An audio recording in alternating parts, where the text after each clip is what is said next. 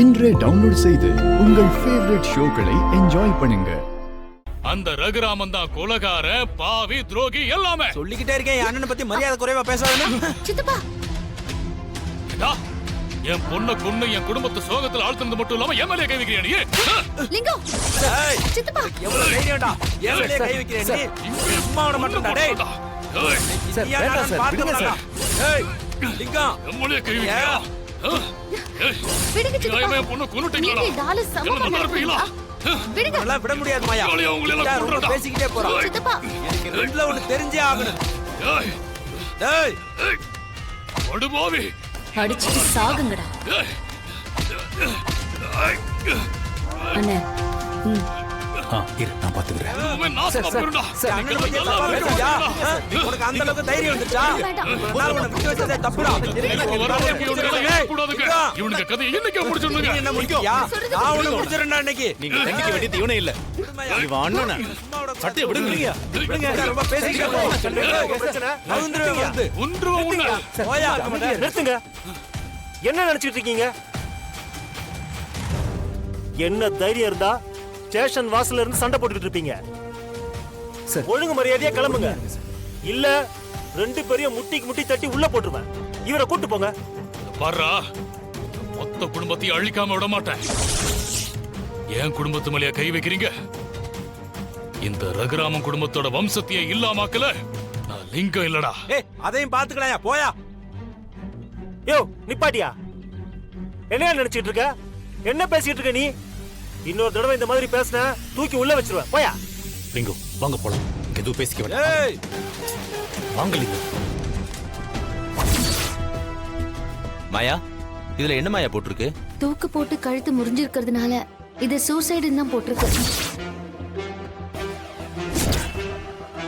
Lawyer sir, மாயா கொடுத்த போட்டோவை காட்டி இது கொலையா இருக்கலாம்னு சொன்னீங்களே, அப்புறம் எப்படி இது தற்கொலைன்னு ரிப்போர்ட் வந்திருக்க முடியும்? கொலை பண்ணிட்டு கூட தூக்குல தொங்க விட்டுருக்கலாம், ஆனா கொலை நடந்திருக்கலாம்னு எந்த ஒரு பாயிண்டும் இந்த ரிப்போர்ட்ல இல்லையே. மாயா, என்கிட்ட போஸ்ட்மார்டம் ரிப்போர்ட் இருக்கான்னு கேட்டீங்களே, எதுக்காக அப்படி கேட்டீங்க? சாரு தூக்குல தொங்குனப்போ அவ ட்ரெஸ்ல இருந்தும் கால்ல இருந்தும் தண்ணி சொட்டு சொட்டா விழுந்தத நான் பார்த்தேன். என்ன சொல்றீங்க? ஆமா சார், நான் ஸ்பாட்ல அதை கவனிச்சேன். அதை பத்தி போஸ்ட்மார்ட்டம் ரிப்போர்ட்ல இருக்குமான்னு நினைச்சேன், ஆனா அப்படி எந்த ஒரு பாயிண்டும் இந்த ரிப்போர்ட்ல இல்ல. ஏன் சார், போஸ்ட்மார்ட்டம் ரிப்போர்ட்ல ஃபோர்ஜரி நடக்க வாய்ப்பு இருக்கா? மேக்ஸிமம் அதுக்கு சான்ஸ் இல்ல. ஆனா ஏன் அதை பத்தின டீடைல்ஸ் ரிப்போர்ட்ல இல்லைன்னு விசாரிக்கணும் சார். அது மட்டும் இல்லாம அன்னைக்கு நைட்டு வீட்ல என்ன நடந்துச்சுங்கிற உண்மைய நம்ம கண்டுபிடிக்கணும் சார். ஆனா வீட்ல அதை பத்தி இது வரைக்கும் யாரும் எதுவுமே சொல்லல. அன்னைக்கு என்ன நடந்திருக்கோங்கிறது சாருவுக்கு மட்டும்தான் தெரிஞ்சிருக்கோன்னு நினைக்கிறேன். மாயா, நீ சொல்றது எல்லாமே சரிதான், ஆனா இது எல்லாத்துக்கும் விட தெரிஞ்சாதானே அண்ணனையும் சீனுவையும் காப்பாற்ற முடியும். எப்படி மாயா நம்ம இந்த உண்மையெல்லாம் கண்டுபிடிக்க போறோம்? ஒண்ணுமே புரிய மாட்டேங்குதே.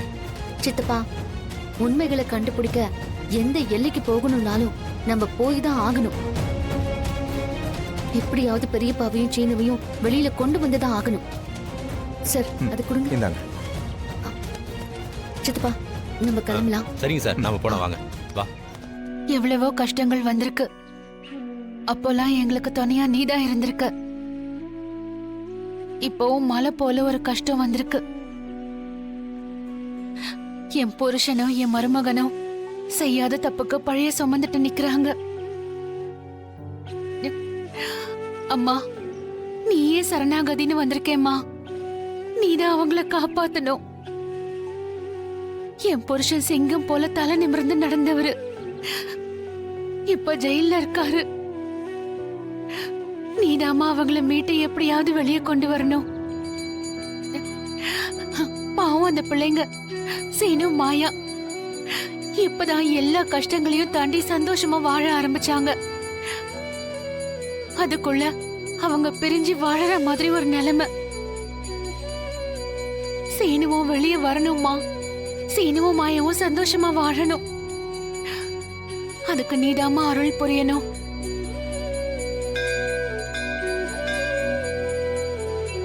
சாருக்கு கல்யாண ஏற்பாடு பண்ணி எவ்வளவோ செஞ்சோம். ஆனா அவ சீனுவதான் கட்டுவேன்னு ஒரு குளறுபடி நடந்து அவ தூக்குல தொங்கி அந்த பொண்ணு செத்து போனதுக்கு என்ன ஏதுன்னு கூட விசாரிக்காம லிங்கம் தாண்டா உன் மாமா மேலயும் சீனு மேலயும் கம்ப்ளைண்ட் கொடுத்துட்டாரு. இது தாண்டா நல்லது பண்ணதுக்கு அவருக்கு கிடைச்ச பரிசு. அத்தை, இங்க இருந்து கேக்குற என்னாலே தாங்க முடியல அத்தை. நான் இங்க இருக்கேனே ஒழிய என் மனசெல்லாம் அங்கதான் அத்தை இருக்கு. நான் வேணா உடனே கிளம்பி அங்க வந்துட்டுமா? டே கதிரு, உன்னால எப்பறா வர முடியும்? நீயே கான்ட்ராக்ட்ல தானே போயிருக்க. வர்றது கஷ்டம்தான் மாமா. இருந்தாலும் நிலைமை சொல்லி லீவ் கேட்டு வர பாக்குறேன். ஐயோ வேணாண்டா, அவ்வளவு கஷ்டப்பட்டெல்லாம் நீ வர வேண்டாம். இங்கதான் நாங்க இத்தனை பேர் இருக்கோம்ல, நாங்க பாத்துக்கிறோம். ஆமா கதிர், நீ வர வேண்டாம். எப்படியாவது அப்பாவையும் சீனு மாமாவையும் வெளியே கொண்டு வந்துருவோங்கிற ஒரு நம்பிக்கை இருக்கு. இங்க என்ன நிலைமைன்னு உனக்கு நான் அடிக்கடி போன் பண்றேன். எதை நினைச்சும் நீ கவலைப்படாத. டே கதிரு, தனவ பத்தியும் கவலைப்படாத. அவளை நாங்க பத்திரமா பாத்துக்கிறோம். நீ வேலையில கவனமா இரு, சரியா? உன் உடம்பையும் பாத்துக்க. உங்க மனசுல அவ்வளவு கவலையை வச்சுக்கிட்டு எனக்கு நீங்க ஆறுதல் சொல்றீங்களா அத்தை? சரி அத்தை. சரி சித்தப்பா, நான் அப்புறம் பேசுறேன்.